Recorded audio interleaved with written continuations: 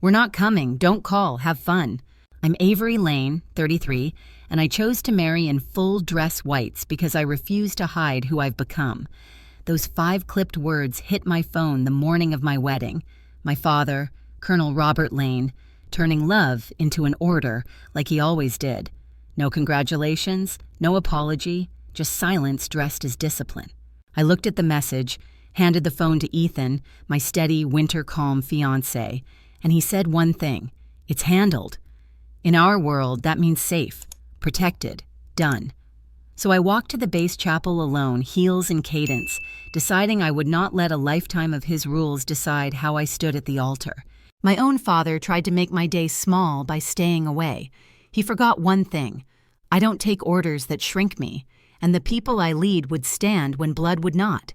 Have you ever had family skip your biggest moment, and did it break you or build you? Tell me in the comments and stay with me to the end. I grew up in a house where silence had rank. My father, Colonel Robert Lane, believed emotion was weakness, and affection was something you earned through obedience. He woke at 0500 every morning, polished his boots until you could see your reflection in them, and expected everyone else in the house to do the same. Even breakfast felt like inspection. No elbows on the table, no idle talk, no questions. Our home wasn't a family. It was a command post. Mom was the only softness in that fortress. Eleanor Lane, a literature teacher who folded laundry while quoting poetry like it was oxygen. She used to whisper, "Bravery isn't always loud, Avery. Sometimes it's just choosing to stay." I didn't understand then, but she was the calm after his storms. I remember being 10 and watching him shine his belt buckle before a mission. I asked if girls could serve too. He didn't even look up. "Leave the uniform to men who can handle it," he said. Just 6 words, but they carved themselves into me deeper than any wound I'd ever earn in battle. That night, I watched the Army-Navy game on TV, memorized the word Annapolis, and decided that one day he'd eat those words. I chased his approval like it was oxygen. Straight A student, varsity track. Every medal, every scorecard, I thought, maybe this will be the one. But when my acceptance letter to the Naval Academy came, I left it on his coffee table beside his mug. He didn't even touch it. Just said, "So you're serious about this nonsense?" "Yes, sir," I said, because in that house, love had a rank, and mine was always below his. He didn't speak to me for 2 months. When I left for Annapolis, he stayed behind the curtain while Mom hugged me at the bus stop. The fabric didn't even move. That was the morning I learned love, in his world, was conditional on obedience. At the academy, I carried that weight like a rucksack I couldn't set down. Being a woman in uniform meant walking twice as far for half the respect. Every inspection, every drill, every night I stayed up re-ironing my uniform until the creases could cut glass. I wasn't chasing perfection. I was building armor. The first time I failed a navigation exam, I almost quit. But quitting would have meant proving him right. So I retook it. Passed. Then tore a ligament during endurance training. Kept going anyway. I learned to silence pain the way he'd taught me to silence emotion. Letters came from Mom every week, little envelopes filled with courage. She'd draw a bird in the corner, call me her storm bird, and write, "Storms build sailors." He never wrote once, not even "stay safe." Then, one winter, the storm came for real. Breast cancer, fast, unforgiving. I was still at the academy when my commanding officer called me in. "Family emergency," he said. But by the time I got home, she was gone. My father stood at the casket in full dress uniform, eyes fixed straight ahead. I waited for him to speak, anything. He didn't. Not at the service. Not afterward. Not when I whispered, "She would have wanted you to be proud of me." He just walked away. After that, silence became the family language. He didn't come to my graduation. Didn't come when I pinned my first bars. A friend later told me he'd bragged about me to his army buddies, but not to me. I mailed him a framed photo when I made lieutenant commander with a short note. "Still serving, sir. Thought you should know." 2 weeks later, it came back unopened, stamped, refused. That night, I stood by the barrack sink, burning every letter I'd ever written him. The smoke smelled like ink and old hope. Then I pressed my uniform again and whispered the words Mom had taught me. "Storms build sailors." People ask why I joined the Navy. I don't say patriotism or paycheck. I say silence, because it either breaks you or builds you. He taught me duty. She taught me meaning. Between them, I learned endurance. When I finally deployed, I thought maybe distance would dull the ache. But every time I reported in, I caught myself straightening my shoulders the same way he did. Like even in absence, I was still under command. During hurricane season, I volunteered for a rescue op, a family trapped in a flooded sedan. The water was chest high, the current ripping. I pushed through it anyway, carried a 6-year-old boy on my back, and got them out. No medals, no speeches, just a soaked handshake from a cop who said, "Didn't think Navy folks still did this kind of thing." That night, Command sent me a commendation. He sent nothing. But a month later, a small package arrived at my door. No return address, just my name in his handwriting. Inside, a newspaper clipping about that rescue. Folded beneath it, "You did your job, nothing more." It wasn't praise. It was proof that I'd still never be enough. I taped that note to my mirror anyway, not as motivation, but as reminder. Some people only see half of who you are. I told myself I didn't need his approval anymore, but at night I still dreamed of hearing just 2 words from him. "Well done." He never said them, but I kept earning them anyway. By the time I was 23, I had learned that power wasn't measured in noise. It was measured in quiet hours. My first assignment was Norfolk. I was young, raw, and running mostly on faith and caffeine. My mission sounded simple, coordinating logistics for coastal operations. But logistics kept soldiers alive. Fuel, transportation, medical evacuation. The invisible machines of war. Most officers saw it as paperwork. I saw it as proof. My commanding officer didn't. "Lieutenant Lane," he said without taking his eyes off his coffee, "you've had 2 attacks, young and female. Don't let it happen a 3rd time." So I didn't. I made sure every convoy left early, every form was perfect, every screw was calculated. While others went out drinking, I stayed in the control room checking weather patterns, rewriting safety procedures, memorizing call signs, not for praise, just to never fail. The months turned into years. I became better, sharper, colder. The nickname started out as a joke, Iceback. At first I hated it. Then I realized it meant something else. I no longer trembled. The Navy teaches you precision, but pain teaches you presence. My reputation grew quietly. People began to trust my words. I became the one who fixed what others broke. But success is a lonely advancement. With each iron bar I dug into my shoulder, the distance between me and the man whose approval I still craved grew. I tried calling him after the first compliment, straight to voicemail. I left a message. "Still serving, sir, still standing." No reply, just a sigh of silence on the other end of the line. Then the storm hit. A real storm, hurricane season. We were trying to secure a supply line before landing when the roads flooded faster than expected. Communications were down. A family was trapped in a car half submerged. I volunteered to help. The water was icy cold, the taste of metal in my mouth. Visibility was 0. My team yelled over barely functioning radios. We reached the car, a 6-year-old crying, clinging to his mother. I waded through chest-deep water, pried open the door, and carried him out. We saved them. No cameras, no medals, just a woman sobbing, "You're here." That moment meant more than any greeting I've ever received. Then the commander recognized me. My father didn't. But a month later, the newspaper clipping arrived. He had done his job, nothing more, nothing less. I stared at those words for a long time before taping them to my mirror. They became my habit. Every morning, I looked at them and whispered, "Watch me do more." Eventually, I was assigned to a SEAL support unit, an unheard-of position for someone my age. That's where I met Hill and Torres. They didn't trust me at first, too polished, too bookish. One even said, "No offense, ma'am, but what do you know about combat?" I looked him in the eye and said, "Enough to make sure you get home." He never asked me again. I trained with them, running in the sand at dawn, doing push-ups until my arms shook, diving into water so cold I couldn't breathe. I wasn't forced to. But leadership isn't about orders. It's about example. Gradually, they stopped challenging me. They started calling me Captain. The word meant more than any medal I'd ever won. Years passed. The deployments faded into a blur. Bahrain, Okinawa, the South Pacific. Each base, a new battle against doubt. Each mission, a test of patience. I became the person people turned to when everything fell apart. I was proud of it and sick of it. One night, after a 14-hour shift, I sat alone on the dock. The sea smelled of metal and memory. I pulled out my phone and typed a text I never sent.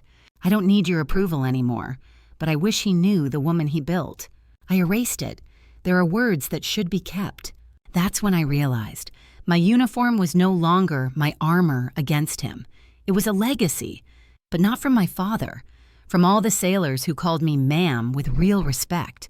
Steel is not born, it is tempered, and the seawater not only stings, it cleanses. When people ask how I stay calm under pressure, I smile and say, practice. But the truth is simpler. I've survived the silence that kills a spirit. After that, no storm can. Yet there are nights when I picture his face, jaw clenched, eyes steely. Ethan didn't walk into my life like a storm. He arrived like calm water after years of turbulence. We met in Washington during a joint Navy-FBI cybersecurity briefing. I was representing Naval Logistics Command. He was Bureau Counterintelligence. Tall, quiet, the kind of man who didn't fill silence just to ease it. The first words he ever said to me were, "Your report formatting is terrible." I looked up, unimpressed. "Your chain of command is out of order." He smiled. "So fix it." And somehow that was how it began. He wasn't intimidated by me, and that was new. He challenged me, listened when others didn't, and respected the uniform without idolizing it. Over weeks of shared reports and late briefings, coffee started appearing on my desk every morning. Black, no sugar, no note, just steady. When I finally asked, "Is this a bribe?" he said, "A peace offering. You seem like someone who runs on caffeine and silence." He wasn't wrong. We grew close quietly. Our first date wasn't candlelight and violins. It was a late-night diner, fluorescent lights humming above, two people too tired to pretend. He told me his parents were teachers from Ohio, that they measured success by integrity, not income. I told him about my father, how I'd spent my life chasing approval that never came. Ethan didn't pity me. He just said, "Sounds like he raised someone stronger than he knew how to handle." That line stuck like an anchor in calm water. For the first time, I didn't feel like I had to earn love. He never competed with me, never made me smaller to make himself taller. When duty called me at 2 a.m., he didn't complain, just packed coffee to go and kissed my forehead. "Go save the world, Admiral," he'd whisper. He always called me that, even before it was true. When he proposed, it wasn't dramatic, just the two of us sitting on a pier in Norfolk, boots dangling over the edge. He held a simple gold band and said, "Let me serve beside you, wherever that means." I said yes, not because it was perfect, but because it was real. The wedding was supposed to be small. Navy chapel, a few friends, spring lights spilling across the base. I'd wear my dress whites. Ethan said, "It's the most honest thing you own. Why would I want you in anything else?" I mailed my father an invitation. Saturday, 1300 hours. You're welcome to attend. No RSVP came, but hope is stubborn. I still pressed my uniform the night before, creased sharp enough to cut the past in half. The morning of the wedding began in silence, the kind I'd known since childhood. Controlled, waiting, heavy. Then my phone buzzed. One new message. 5 words. "We're not coming. Don't call. Have fun." I read it twice. No punctuation missing, no hesitation, just command. The same cold precision he used on the parade ground now aimed at my heart. I didn't cry. I'd learned long ago that tears don't change orders. I simply picked up my cover, placed it under my arm, and whispered, "Understood, sir." Then I walked to the chapel alone. Each step echoed with 33 years of obedience breaking under my heels. Outside, sunlight cut through the Atlantic haze. Inside, the organ began to play. When I reached the doors, 2 of my old SEAL teammates, Hill and Torres, were waiting. Hill nodded. "You didn't think we'd let you walk alone, ma'am?" Torres smiled, his titanium leg glinting. "You taught us that leadership means never leaving someone behind." My throat tightened. "Then let's make it sharp." They flanked me as I walked down the aisle. Half the chapel stood in silence, officers, enlisted men, friends. Then, from the back, A voice rang out. "Admiral on deck!" Everyone rose. It wasn't tradition, it was respect. For a moment, the air thickened with something sacred. I wasn't just a bride. I was proof that storms don't drown what refuses to sink. But as the chaplain began the vows, my mind drifted back to that message still glowing cold in my phone. He hadn't come to my graduations. He hadn't come to Mom's funeral. And now, he missed the one day meant to rewrite all of it. When Ethan squeezed my hands and whispered, "You're here and that's enough," something inside me cracked. Not from weakness, but release. When the chaplain pronounced us husband and wife, the chapel erupted in applause. Outside, the seals formed an arch of sabers. The sun hit the blades, scattering light across my uniform. I smiled, not to hide pain, but to let go of it. But later that night, when the crowd thinned and laughter faded, I checked my phone again. Nothing. Not a word. Not even a congratulations. And for the first time, I realized he didn't just miss my wedding. He missed me. The morning after the wedding, the base was quiet. Too quiet. The guests were gone, the chapel empty, and the only sound was the sea pressing against the rocks. Ethan and I left early, heading north until the world turned cold again. We found a small inn in Maine, a place that smelled like salt, coffee, and peace. The owner, an old Marine named Roy, took one look at us and said, "You two look like service folks. Around here, that earns you blueberry pancakes and silence." We laughed for the first time in days. For 3 mornings, I didn't check my phone. No duty calls, no news, no ranks. Just air, waves, and the sound of Ethan flipping pages of a newspaper. For the first time in years, I let my shoulders drop. I wasn't an officer or a daughter, just a woman breathing without permission. On the 3rd morning, Ethan slid my phone across the table. "You should see this," he said. 17 missed calls, all from the same number. My father's. My chest tightened. The first call had come the night of the wedding. The last one, just 2 hours ago. No messages, no texts. Just the same number over and over, like he was trying to bridge decades through persistence alone. I didn't pick up. I just stared at the screen until the reflection of my uniform shimmered faintly in the glass, even though I wasn't wearing it. Then the phone buzzed again. A message. It wasn't from him. It was from my cousin Claire. A photo. Grainy, but clear enough. The chapel parking lot. In the corner, half in shadow, stood a man in a dark army dress uniform. Back straight, hands behind him, watching the chapel doors. My father. A second photo followed. Same man, same posture. Only now, he was turning away. Ethan studied the photo quietly. Looks like he couldn't walk in. I swallowed hard. He never could. It didn't hurt the way I thought it would. It felt heavier, like gravity, not grief. Later that afternoon, I stepped outside alone. The wind was sharp, carrying the smell of rain and salt. I typed a message. "You should have come inside." It wasn't about proving you wrong. It was about showing you what right looks like. Then I deleted it. Forgiveness, I realized, doesn't always need an audience. That evening, Roy handed me an envelope. "Courier dropped it off," he said. "Figured it might matter." The handwriting stopped me cold. Square, deliberate, military. Inside, 1 page. I couldn't step inside that chapel. I didn't know how to sit among people who already saw in you what I refused to. I was wrong. "If you'll let me, I'd like to talk." No uniforms, no ranks. Just a father trying to understand a daughter he never took the time to know. R. Lane. I read it 3 times.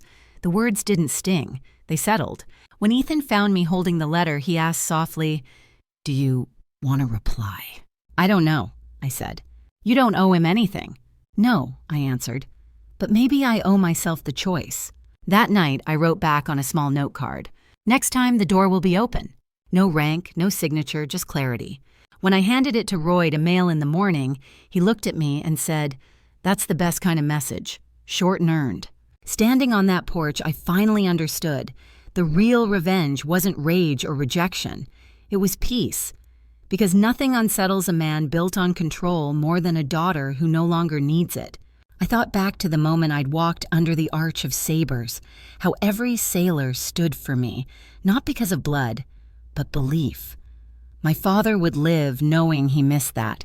He would remember the sight of a daughter walking in the light he'd tried to block, surrounded by the kind of loyalty he could never command. That was the reckoning. Weeks passed. I returned to duty, command briefings, morning drills, the hum of engines on the bay. But something had changed. The silence that used to choke me now felt like air. When my father's number appeared again on my phone, I didn't freeze. I just let it ring out and smiled. A few nights later, Ethan and I sat on our balcony, coffee in hand. The city lights flickered below like grounded stars. He asked, "You think he'll call again?" "Maybe," I said. "But this time, I'll answer." "And say what?" "That I'm okay, that I found peace, and maybe he can too." He nodded. "That's the strongest thing you've ever said." I leaned my head on his shoulder, watching the tide roll in the distance. The world no longer felt divided between command and defiance. It felt like something gentler, earned grace. That's the thing about storms. They never ask for permission to end. They just break, and what's left standing finally learns it was never the rain that defined it. It was the will to keep walking through. 6 months later, I stood in front of a mirror in a Washington hotel room, adjusting the 4 gold stripes on my sleeve. Outside, the city shimmered under a gray dawn. Ethan leaned against the doorframe, tie half knotted, watching me the way only someone who knows every scar can. "You ready, Admiral?" "Always," I said. But my heart was beating that old, steady rhythm, not nerves, just awareness. The Department of Defense had asked me to deliver a keynote, Ethics in Command. I wasn't there because of medals or titles. I was there because my reforms, the ones people once mocked as soft, had saved lives. The ballroom was filled with uniforms and suits, stars and bars, the kind of room my father had once ruled like a battlefield. I walked to the podium, heels clicking against polished marble. For a second, I thought of him, the man who'd measured love in discipline and never learned grace. I began to speak. No slides, no notes, just stories. I told them about the young sailor who once wrote a suicide note that ended with, "Tell Admiral Lane thank you. She saw me." I told them about the men who stood at my wedding when my father would not. And I told them that discipline without compassion isn't leadership, it's control. "Respect," I said, my voice steady, "isn't inherited. It isn't handed down like medals or last names. It's earned by every single day, by showing up, standing tall, and doing what's right even when no one's watching." For a heartbeat, the room was silent. Then applause rose, not thunderous, but deep, steady, like waves returning to shore. Afterward, an aide approached me with a cream-colored envelope. "No sender, ma'am," she said, "but it's marked urgent." The handwriting stopped my breath. Square, exact, my father's. "I watched your speech." I didn't enter the chapel that day because I didn't know how to sit among people who already saw in you what I refused to. I didn't salute, not because you hadn't earned it, but because I didn't know how to honor what I didn't understand. I was wrong. "If you'll let me, I'd like to talk." No ranks, no uniforms. Just a father learning his daughter's language. Robert Lane. I read it 3 times. My throat tightened, not from anger, but grace. A week later, I met him at Arlington National Cemetery, the one place where silence feels sacred, not cruel. He stood beside my mother's headstone, no medals, no rank, just a man stripped of armor. "You look like your mother when you stand like that," he said quietly. It was the first sentence in years that didn't sound like an order. We talked for hours, about regret, about pride, about what silence costs. At one point, he looked down, hands trembling. "I thought I was teaching you strength," he said. "I didn't realize you already had it." I smiled. "You taught me duty, Dad. I just learned love somewhere else." Before we parted, he straightened his back. Old habits die hard, and raised his hand in a slow, imperfect salute. It wasn't by the book, but it was real. I returned it, not because he'd earned forgiveness, but because I had. That night, Ethan and I sat on the balcony, city lights flickering below. I told him about the salute. He didn't ask what it meant. He just held my hand until words weren't needed. A year to the day after our wedding, I stood on another stage receiving the Department of Defense's Excellence in Ethical Command Award. Ethan sat in the front row. And in the back, half hidden among the uniforms, stood my father, hand raised, sharp and deliberate this time. For once, I didn't cry. I just saluted back. Later, under the flag's quiet ripple, I whispered, "Storms don't destroy you. They define you." Because forgiveness isn't surrender. It's command, the kind that comes from peace. If this story touched you, who have you forgiven quietly? Who stood for you when blood did not?